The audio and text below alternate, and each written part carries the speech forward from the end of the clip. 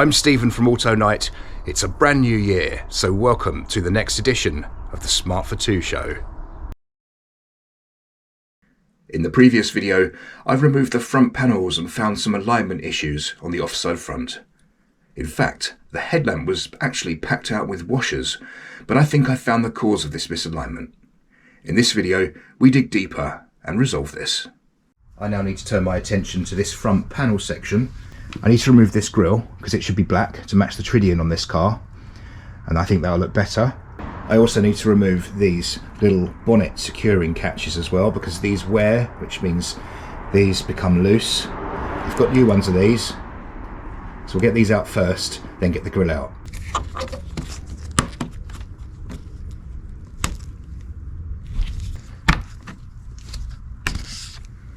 Looking at the reverse of this, it has to be said that removing the grille is far easier from behind.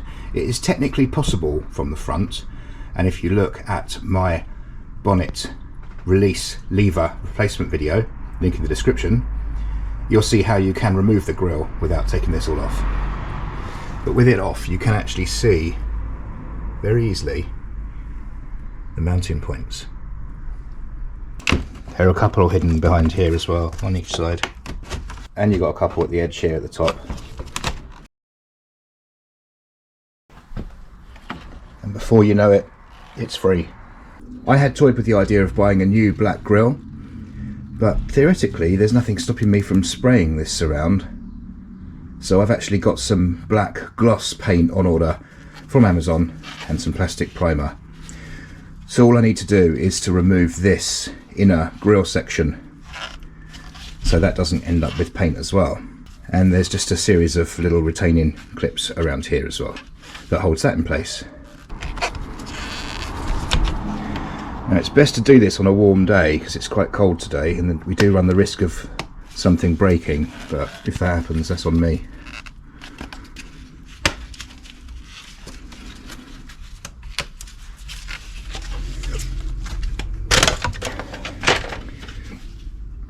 And then it comes free. This can now be cleaned, prepared and painted. Depending on the price of a new one, I might still go with buying a black one of these, because it'd be good to have this as a spare. It's also really not a good time of the year to be painting because it's very foggy, very damp and quite cold. So I'd have to really superheat my garage, and that would involve taking this beauty out. And I like this staying in the dry. While we are on the subject of panels, now is as good a time as any to separate this damaged wing from the rest of this front panel section, which should be quite easy to do. First of all, I just need to remove this side repeater because we're going to need to swap this over. There's a little clip on these right here which gets pushed in, allowing us to remove this. It's good to see this is metal. I'm sure the earlier ones were plastic, and I've had many of these snap. Next I'm going to remove this little grille, which is where the fog lights would be if the vehicle was suitably equipped. Again, just some little tabs that push in.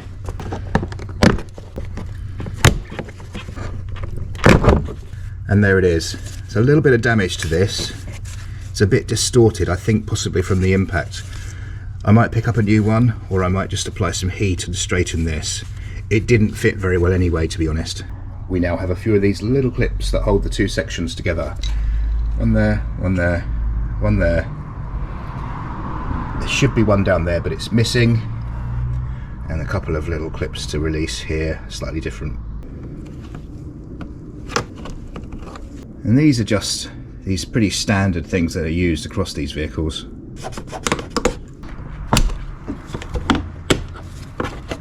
Got a couple more down here, accessed from below. Now we'll just separate this from the underside of this panel. Might be easier to see from the other side. I've just found another one of these clips just under here that needs to be removed. And now this is completely free from here. And it's apart. And here we have the damaged wing detached. Save this to transfer over to the new panel. Everything else is now off this, so technically this is now scrap. When the time is right, this is now ready to receive the new panel. Naturally, I want to give this all a good clean before I fit it. And fitting this panel will probably be one of the last things that I do, because the risk of damaging it is so high if it's in my garage. I'd rather keep it upstairs in the house for as long as possible. And now is a good time to get busy with this and transform this filthy mess into something a whole lot more acceptable.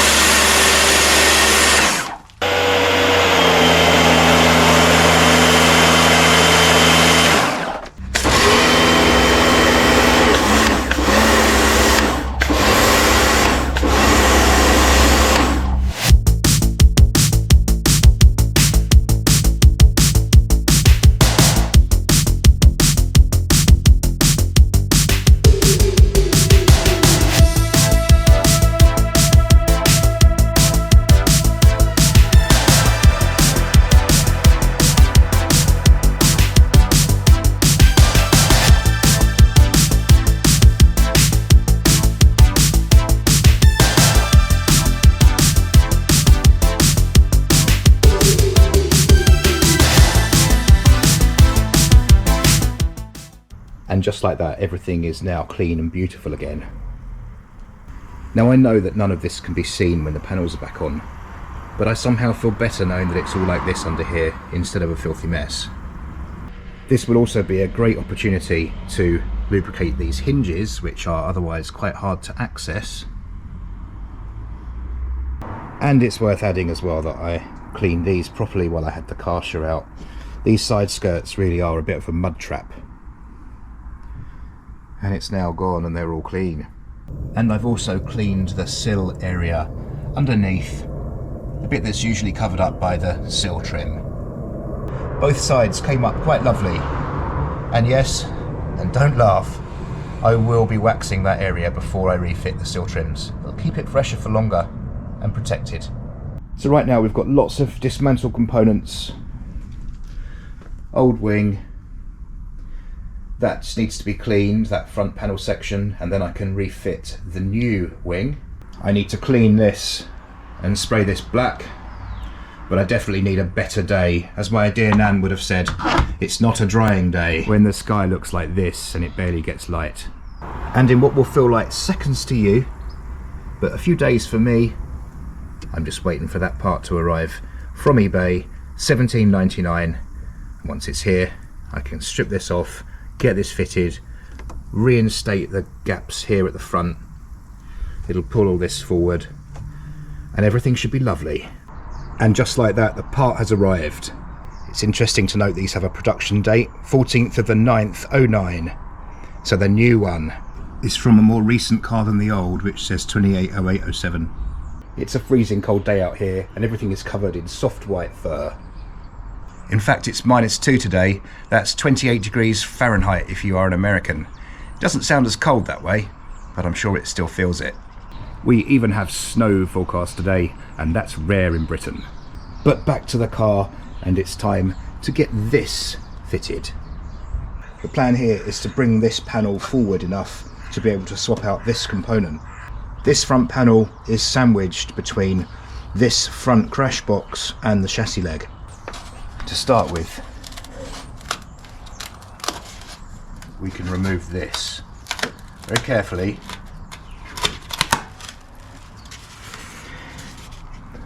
It just hooks round here at each end. And now loosen these Torx bolts. These bolts are 12s. That one there doesn't secure it, doesn't need removing. There's a convenient cutout through here to get to that one right there.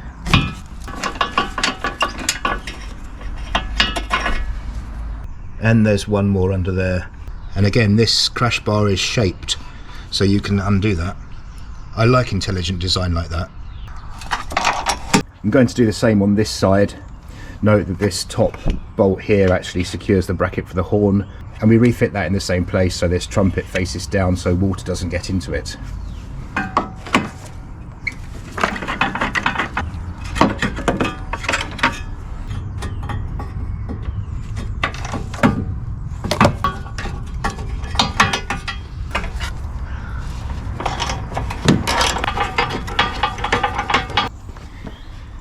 and this will now lift away. Can now undo this. I'm now going to remove this scuttle top cover. We have these T25s.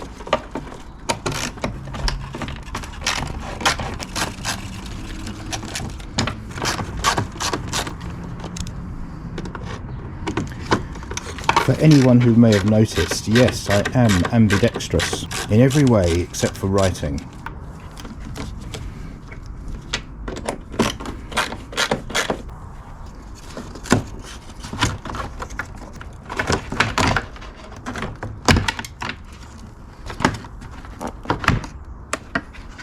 Just going to pull off that washer connection,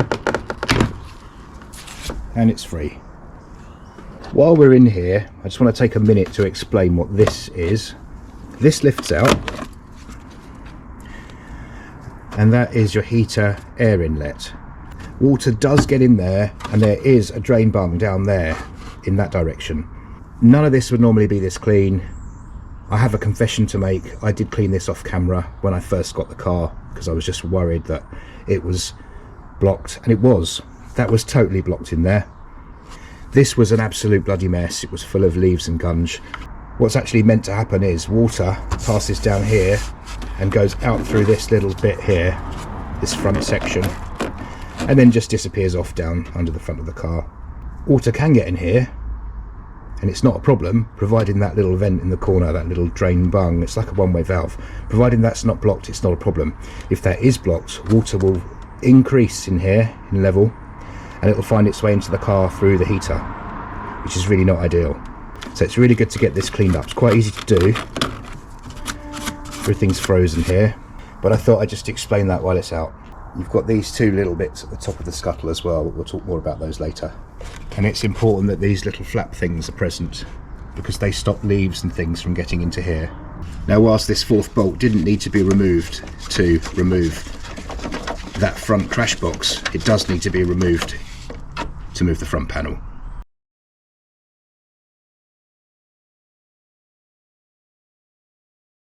Right now, the only impediment we've got to bringing this forwards a little bit more is this wiper arm. So I'm going to whip that off at 13mm nut, get this wiper arm off, and that should make things easier. If you have any concerns about the positioning of the wiper arms, as it's important they do go back in the right place, then just put a little bit of tape along here which shows you where the old one was. But I can see looking at that it's just like straight across horizontal, and that the gap is even between there and there. So it shouldn't be difficult to get that right. Let's see if this comes off easily or if I need my puller. It's not worth the chance. I'm going to get my puller. Everything's frozen this morning anyway. These pullers are so cheap. You can get them on Amazon or eBay, and they make removing wipers an absolute doddle. I think everyone should have one in their toolbox.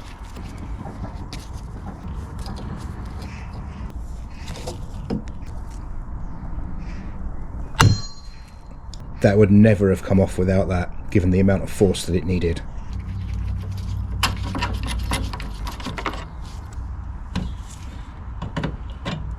And that gives us the extra movement we need.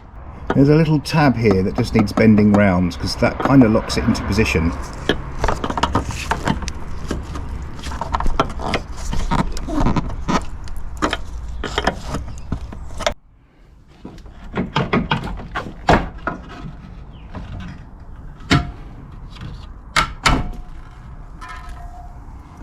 And here it is. And just as I was expecting, yes, it has collapsed and it's done its job. Clever little thing. What a great design. Let's compare this one with the nice new one. And here they are. Not so noticeable on the top, but if I flip these over, you can clearly see the difference. So let's get the new one fitted. And just there you can see that little tab that I mentioned that had to be bent around to remove it.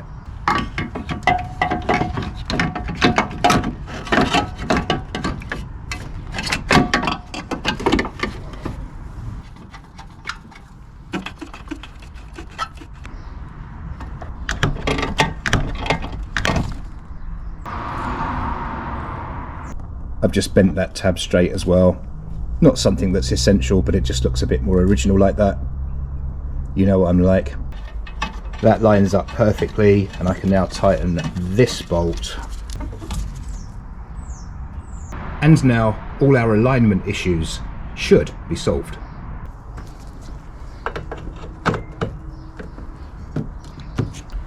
Thread's a bit rusty.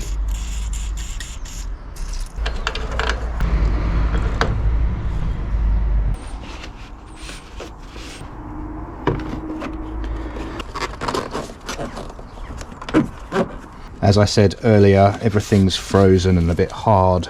These little infills just go in here where the wipers are. I've seen these left out by windscreen fitters. Words were said. There are meant to be a series of clips like this all the way along here. They're missing on this car. They are incredibly feeble and they snap off very easily. That wasn't me. They were just never there since I've owned it. We reconnect this washer pipe to the jet, and there is a guide there for that to go into, and a special slot there in the front panel.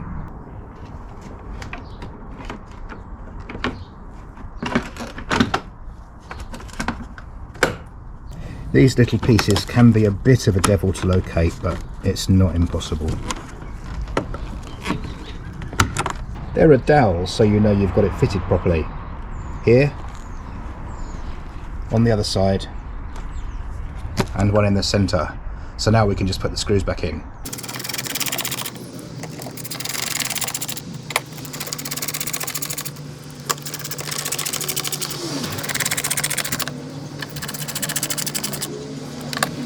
I'm already seeing some really positive signs in terms of alignment on this side, because although there is a gap here, this is fairly consistent across the length of the windscreen, and this is largely due to the fact that those clips are missing underneath, which would kind of pull it down and hold it into position. So I'm not too worried about that. This is looking good so far. Before we start reassembly, everything looks good with the radiator. This car doesn't have aircon because it's a pure model, so no air conditioning. Condenser at the front there. There's the redundant fog light wiring. At least it's there if you want to retrofit them. And that other wire there, well, that goes round to the ambient air temperature sensor, which is right there on the left front of the front panel, in case you ever wonder where it is. Again, a couple of locating dowels make this easier.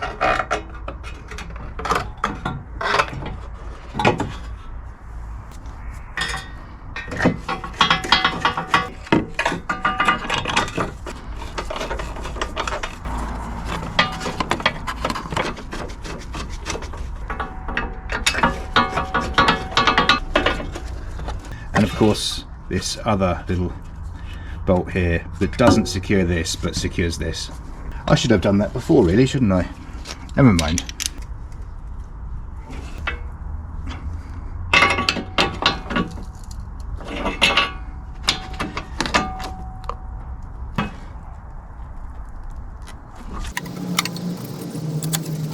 Refit this. It's got top written on it. If you can't get this the right way round, you probably shouldn't be free in the community.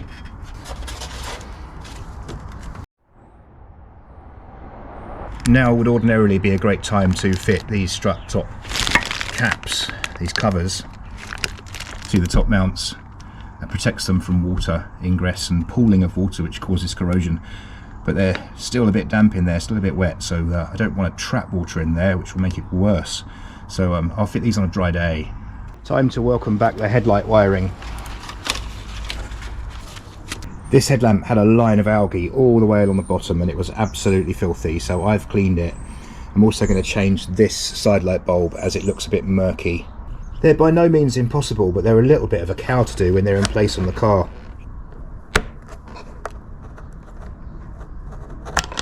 You can see how discoloured that is. Nice new bulb.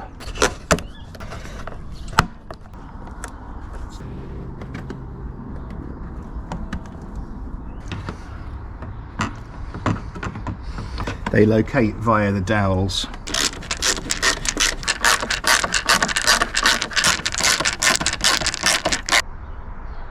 The other headlamp is similarly green and furry on its lower edge. This needs some cleaning. Sadly, there is also a piece missing from this lower mounting bracket as well. That's a shame. I'll see what I can do with that. This other headlamp has cleaned up reasonably well. Certainly no algae there now. I'd like to change that side light bulb on this side too while it's out, but I don't have another one right now. I can do that in the car, but the whole thing's a lot cleaner. It seems quite nice refitting this without those spacing washers.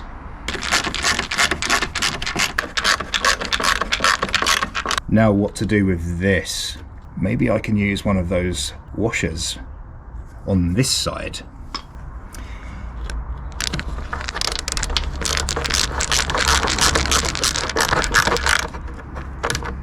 I know it's not ideal, but I have to be realistic about how much this car costs and what it's for. This car does not have to be concourse.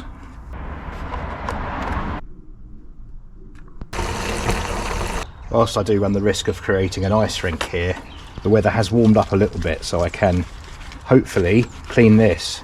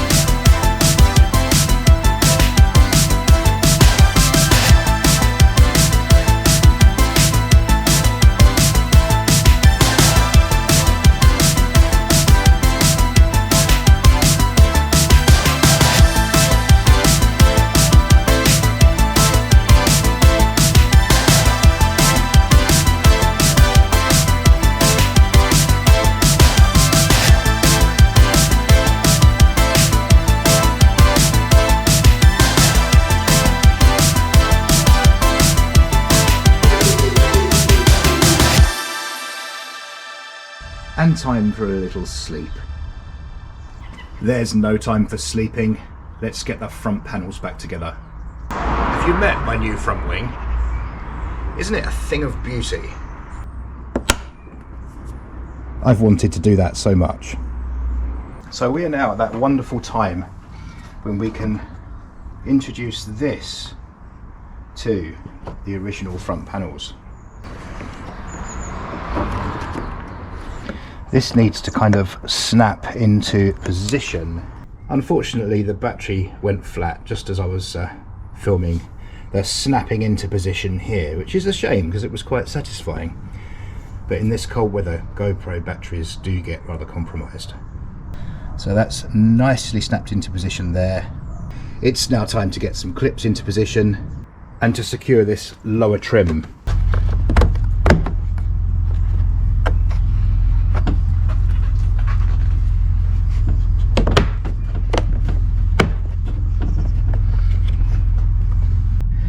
Now this is secured correctly. You can see the 3 places where we need to fit the clips. You've got 3 layers that are kind of sandwiched here, so it's important to keep them really tightly together when that clip is pushed in so we can push the centre through.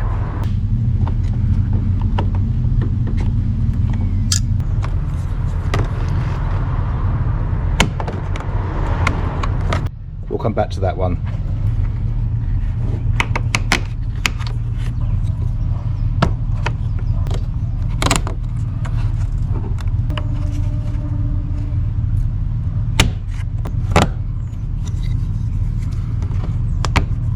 And finally this last one that hadn't been playing ball. That's in now. That little clip there hadn't kind of wanted to engage, but with some careful persuasion it finally did. I think this little corner here of that lower trim is a bit distorted, but let's see if we can get away with it. We'll find out when we go to fit the little grille that goes in here.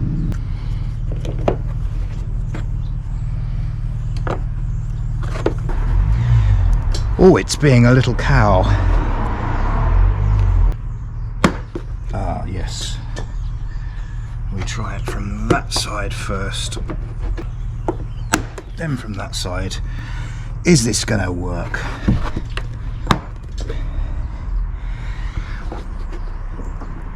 you devil, get in. Let's spray something to help it along its way. Ah, yes. There we go. Something else we can transfer over, this little towing eye cover. So I said now's a very good time to give the door hinges a really good lubricate. While the panels are off,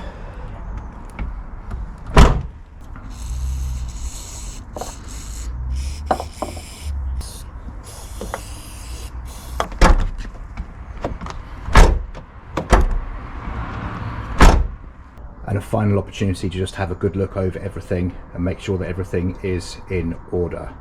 I noticed a fixing missing from here at the front, so I'm just going to correct that. That's now fixed. Coolant level's a little bit low, so it makes sense to top this up while we're here.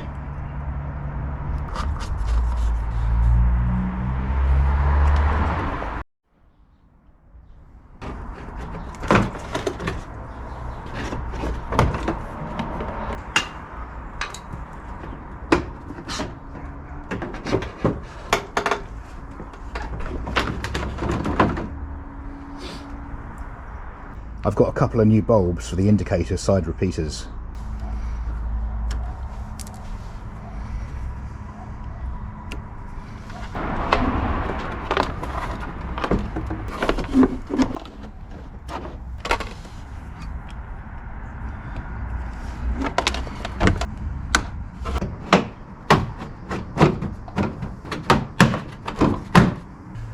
Those are refixed. This is the T30 with the spacer, or sleeve, whatever you want to call it. And the T25, that secures the scuttle trim here. Going to keep that slightly loose, and there is a reason for this. Because this panel's new and it's been in a box, it might be slightly out of shape. I'm just going to fit the plastic rivet in there just to help pull this panel into shape. Who knows how long it's been standing, at what angles it was stored at, and obviously it is plastic, so just want to make sure it fits properly. I'm going to pull this one into the tightest setting, which is there, and I think that's fitting well now. This can now be fully tightened, as can the T25 that holds this scuttle. And it's really interesting to note that this fits neatly into this groove here at the base of the tritium, whereas before it was riding up, and you can actually see a scar there where it had worn through the paint where it was riding up too high. So this is again living proof that alignment issues have been resolved. Let's tighten these lower wing fixings. Now this is very unfortunate. It seems that fixing has gone into the panel, but the plastic nuts that push into the sill that we screw this into are at that age now where they fracture and break. So I'm going to have to get a new one of those. I've got one at the back like it as well. In reality this isn't a massive problem because I'm not going to be fitting these sill trims right now, because I'll only have to remove them again to remove the rear panel when I do the clutch.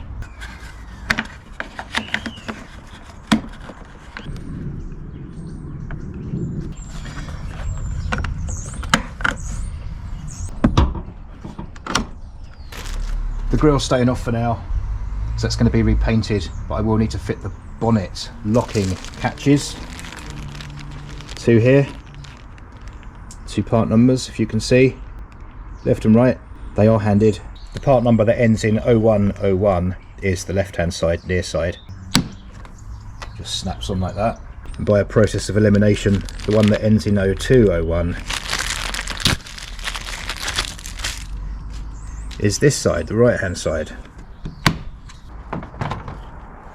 Tighten this bonnet strap. This strap saves your bonnet if it ever breaks free. Prevents it from going over the roof and into oblivion. If you drop it, it would stop you from losing it altogether.